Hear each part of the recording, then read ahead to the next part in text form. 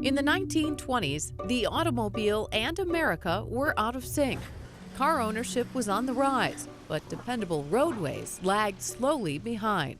Back then, most towns, bigger towns, had in-town paved roads, maybe Portland cement, bricks, things like that. What they needed was the areas in between the towns. Most of them were just dirt roads. So if it rained or something, it would become muddy, cars could get stuck in it. Transportation was much more practical by train. They needed a way of going from town to town without being, shall we say, on the train. Leading the charge for a system of town-to-town roadways was a man named Cyrus Avery. After the U.S. government approved a plan to nationalize the system of highways in 1926, Avery championed a diagonal route running from Chicago to Los Angeles, linking isolated rural communities all along the way. The main idea, Cyrus Avery was put in charge of this project of being able to connect all these paved pieces and make it all one continuous. The concept was new for its time.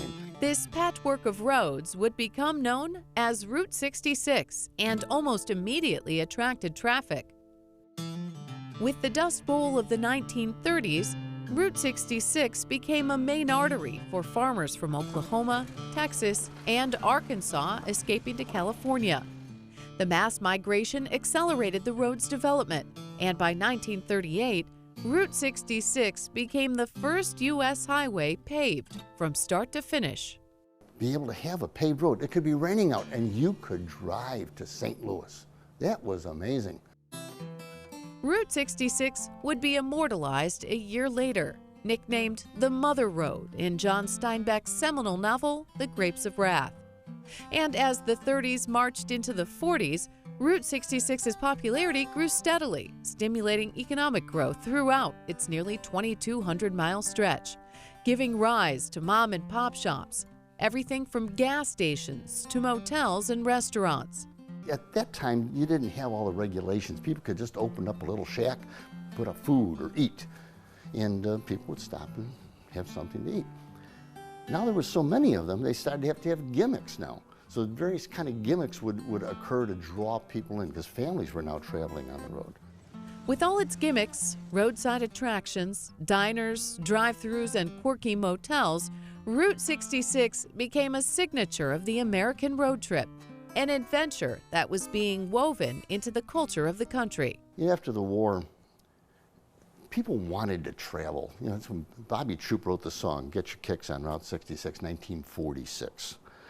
At that time, he realized what 66 had become. No matter what you wanted, he felt, you'd find it in 66. Starts at an ocean. I mean, it had clear water, ends at an ocean. You had skyscrapers, you had deserts, and everything in between. For vacationers, Route 66 became a destination all its own. Its tour through diverse landscapes offered a sort of romanticism, while its off-road amusements made for one-of-a-kind thrills. But by the 1950s, the automobile and America were once again growing out of sync. When the interstates came in, the small towns were bypassed. The towns were kind of forgotten. The main street of America was largely overwritten by the interstate highway system. It hung around for a few more decades, but by 1985 it was obsolete and officially decommissioned, though its mystique endures. And thanks to extensive preservation efforts, Route 66 lives on. You can go to some of these old gas stations that we've got preserved on the road, and you can stand where your father stood, your family stood, your grandparents stood. And if you just use a little imagination, you've stepped back in time. Other highways are more historic, but 66 has that little something to it that people want to go and relive the past.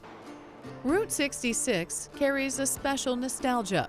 It's the original spirit of the open road, brimming with remarkable stories that are at the core of America's culture. It's simple pleasures, simple treasures. That's what Route 66 is.